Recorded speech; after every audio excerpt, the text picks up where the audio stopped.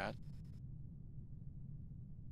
And then we're going to be looking for our map texture, our Sculpey map that we created, which we called Bonkos Cylinder, I believe.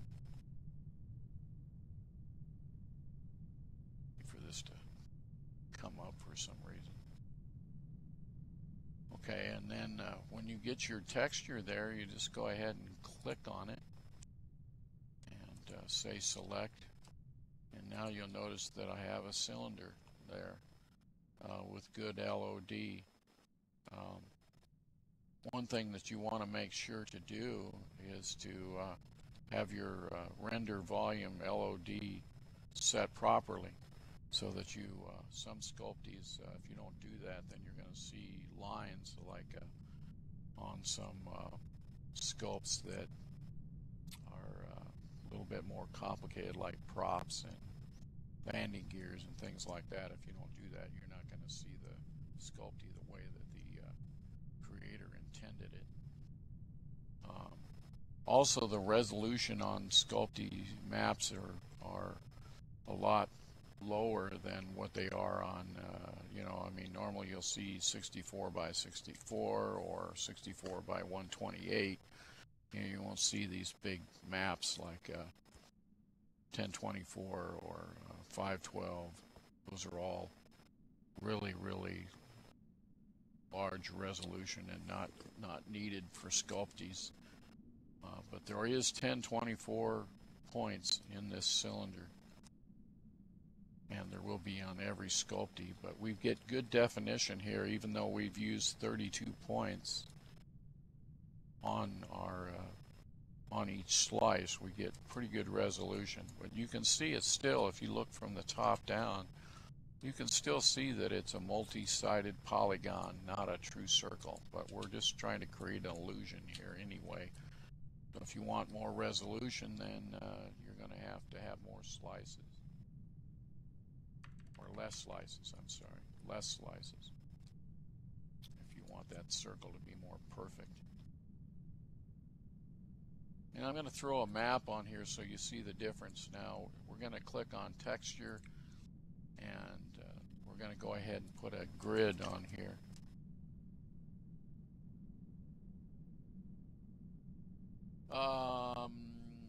I don't think it's the same technology, but in a normal Prim, I'm not sure how they have those set up, but Sculpey ones I can talk about. Okay, I'm going to put a numbered grid on here, which is what I use to map Sculpties, so that I can go ahead and see each portion of the sculpt. But let me flip this so you can see the end of it. I'm just going to turn it so you can see the end. You see how the ends, you wouldn't be able to texture that.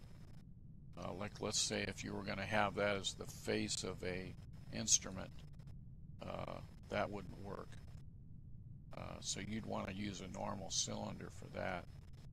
But there are ways of closing the ends so that you can texture them and have them come out more reasonable. But you can see on the Sculpey map here, or on the texture map, that you could take this and go ahead and, let's say this was going to be a fuselage, which would be a kind of a strange fuselage, but nevertheless, and you can't change these. They're not like normal Prims, because the way you have it is the way it is. Now you can reduce the size, you can stretch them, you know, and I usually make my sculpts really large and then reduce their size down to something that is closer to what I need. So that you do have the ability to do, but keep in mind that the way you make the Sculpey is the shape that it's going to be, and if you change the dimensions, you know, if you flatten it out like I just did, then that does change that sculpt. And in some cases it would have undesirable results. But also notice what happens to the texture as I stretch it. The texture map changes. It gets elongated.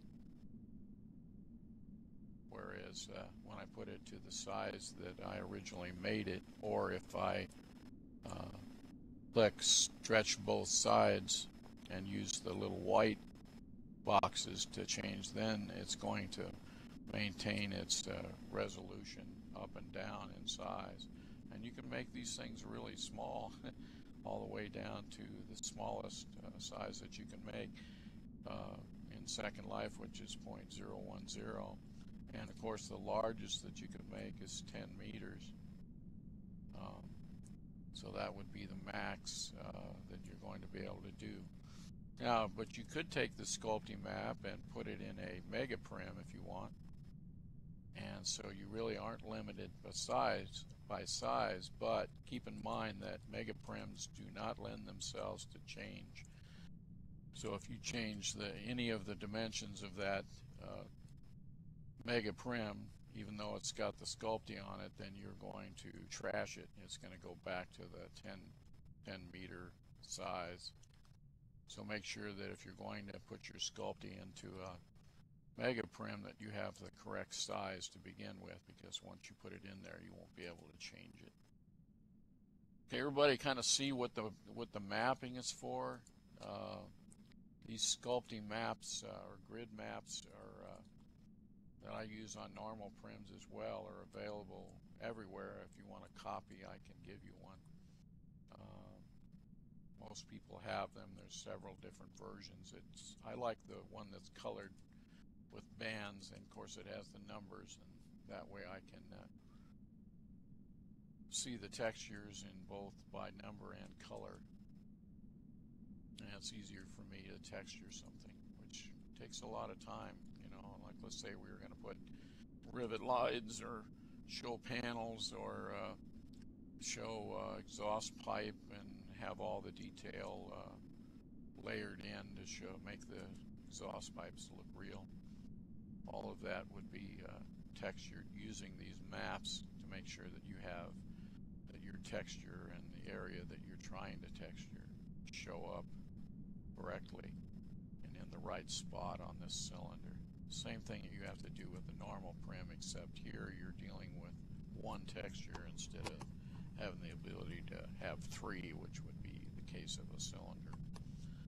And it also helps you visualize how you're going to wrap this texture around that cylinder so that you can see where the beginning and end is. Now this is all texture is all set one-to-one repeats.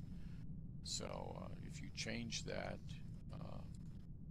in the texture, then it's going to change the way this prim is going to be textured. And you can see that now I have twice as many squares as I did before, but it won't repeat it's going to repeat the texture as well.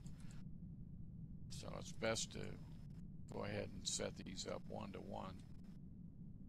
Sometimes you can get away with doing more. It just depends on how your texture is set, what you're going to do with it. That's pretty much how to make to start from the basics and ground up. And I didn't run over. It's 1 p.m. So if you have any questions on